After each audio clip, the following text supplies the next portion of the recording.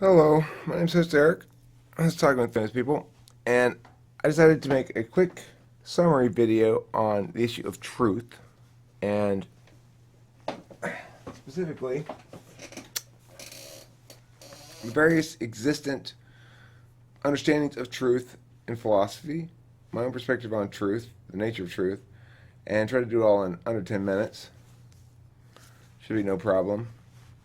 So, the primary basic understanding of truth that most people carry with them out of childhood into adolescence and young adulthood is a truth bearer, truth carrier function of truth. That model of truth.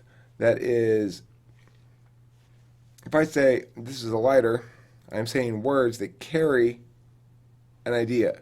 That idea is either true or false by comparing it to reality, the truth bearer.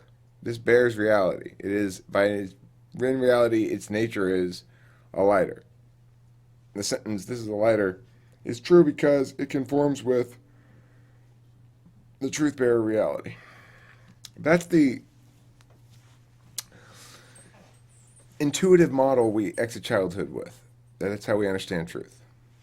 And for a lot of people, they don't really necessarily consider how they understand things as true or not true. So that's as far as really they get. But they don't necessarily need to understand those things, nor am I suggesting that everybody needs to have a philosophical model for truth.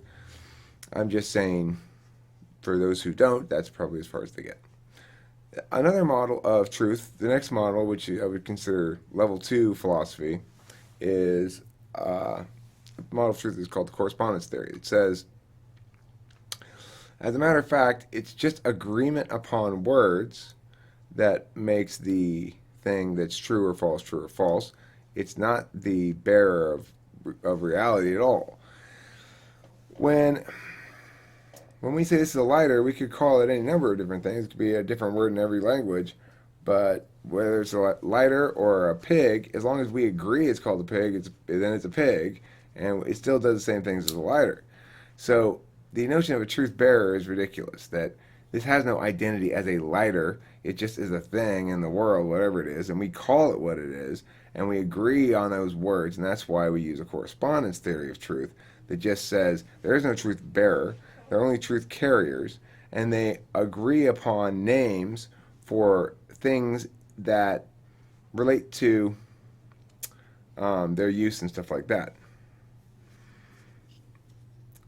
There's a problem with this a little bit. Number one, but we are referencing the same thing in space, right?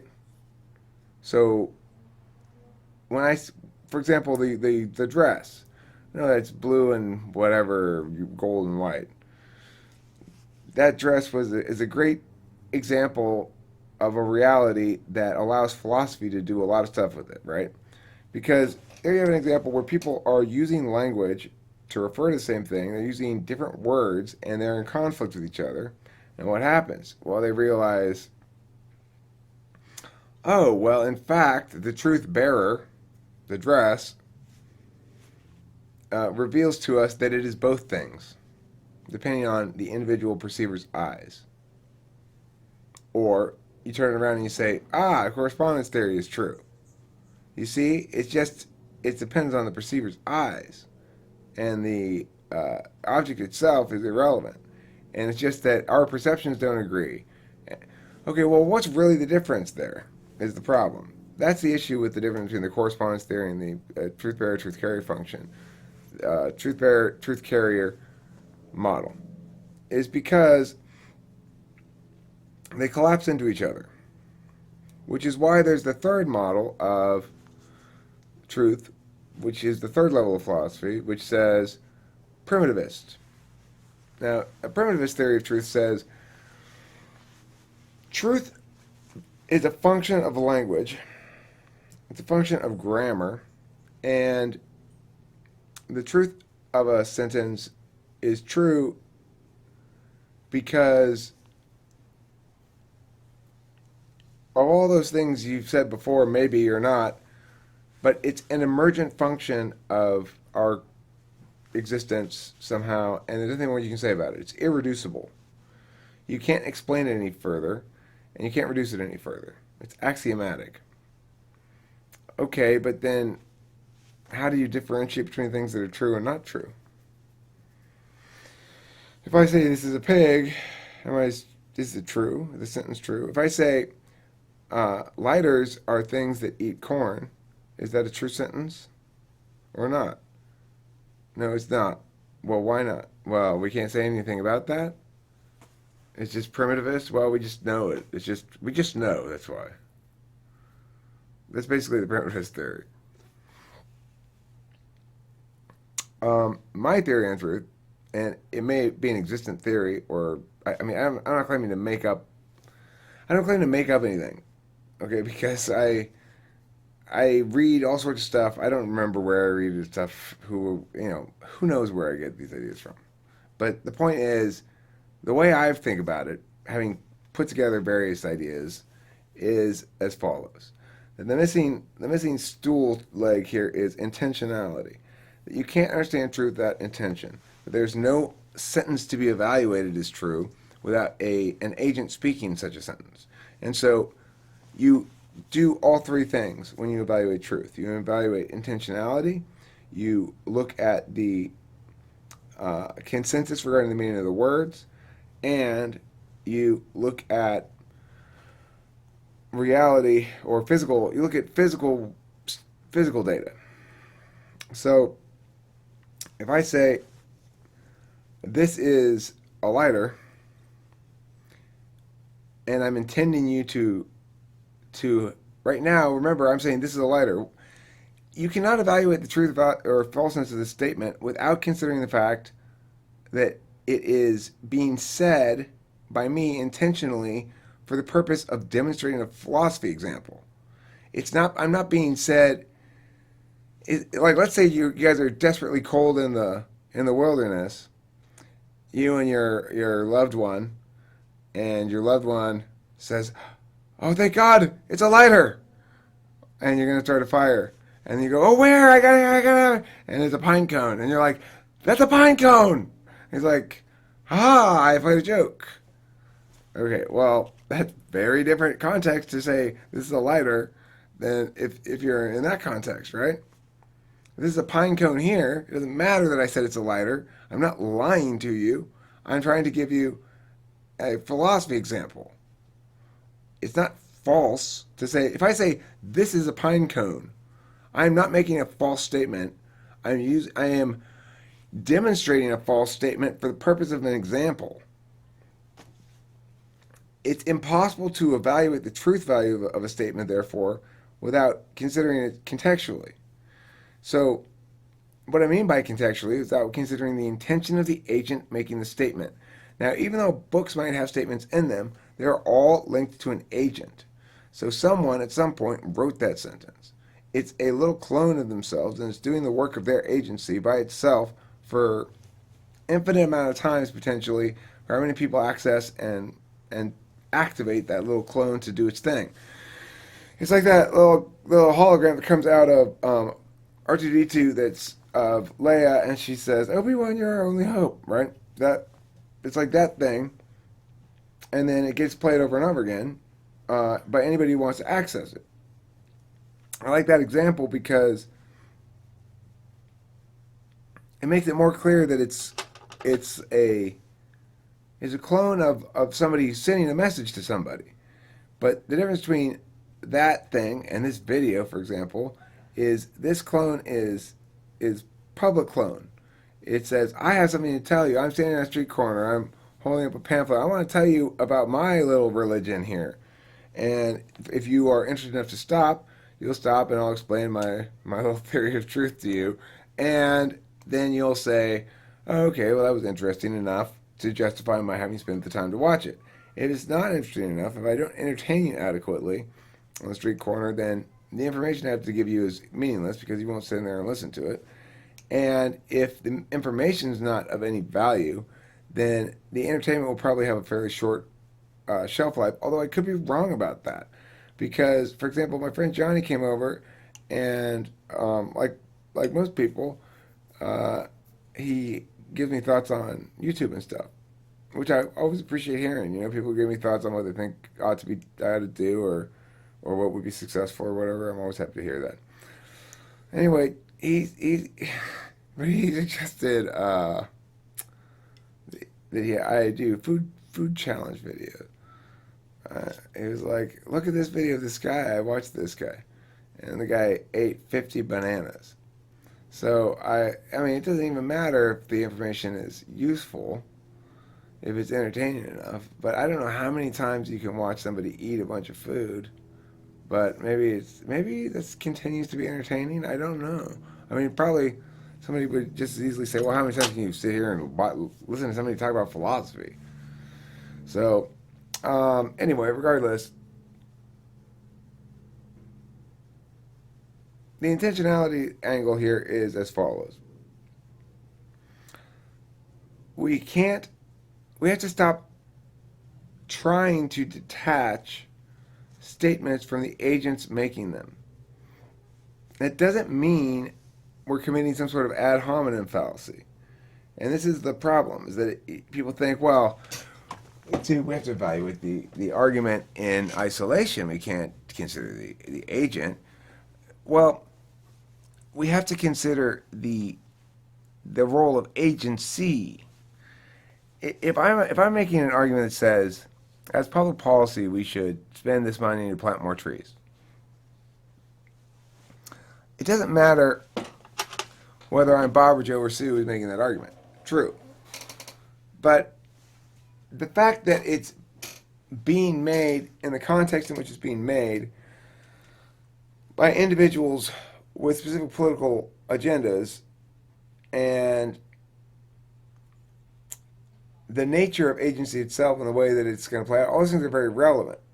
So try to detach it from agency and say, we need to stop thinking about this as a person saying something, but instead as a statement independent of the person.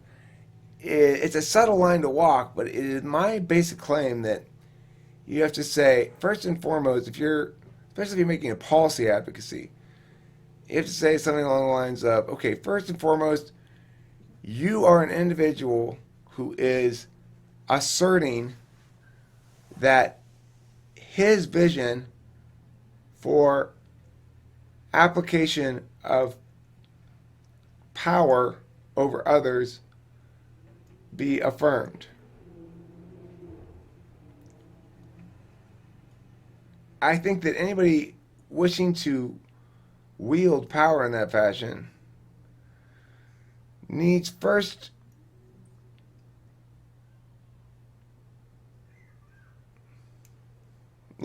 justify themselves in terms of genuine goodwill, and need additionally justify themselves by explaining and showing that it is not merely goodwill they bring to the table, but good ideas. I think there's a responsibility in that context for each individual to begin that process of using power against the other, of wielding authority over the whole by being, as an individual, by spending some time actively working on acknowledging that their limitations as a single individual fundamentally equal and no more justified in using force than anybody else. It's a particular area of reasoning that I think requires a higher burden, with good cause, because everything else is discourse.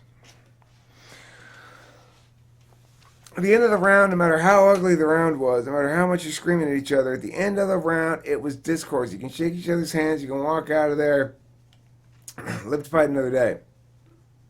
Once force is used, it's a different ballgame. Then you can't talk anymore. Then the talking's over. So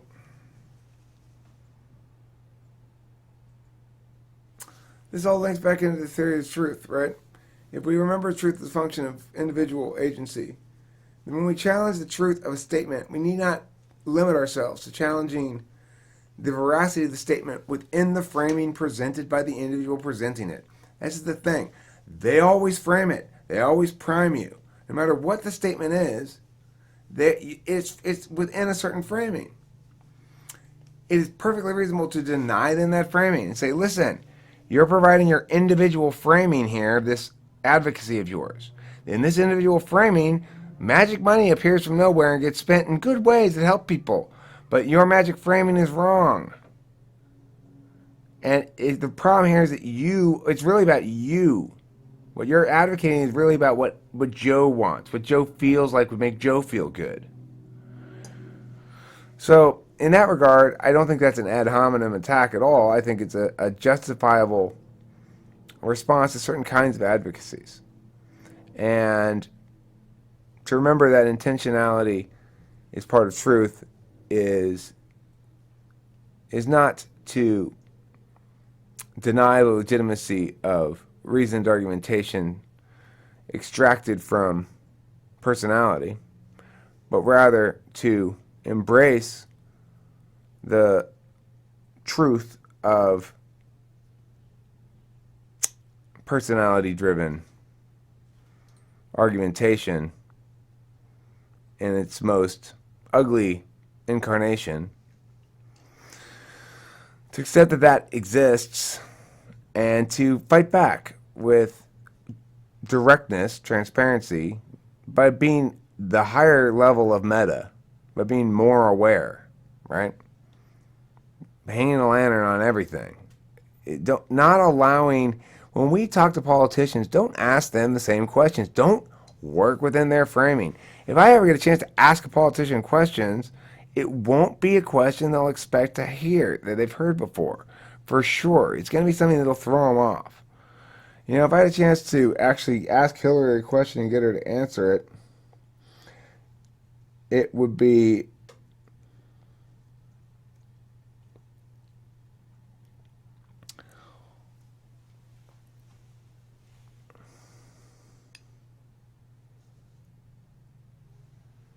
I don't know, I have to think about it a lot. It would make her think. I can tell you that. Like, I was thinking about getting a bumper sticker for my car. This is an example of how intentionality comes into play and the truth of things, and how framing is the thing that matters most. I'd be very curious to see what happens if I put this bumper sticker on my car. If you don't ticket other cops, don't pull me over. What do you think? Think about it. If you don't ticket other cops, don't pull me over.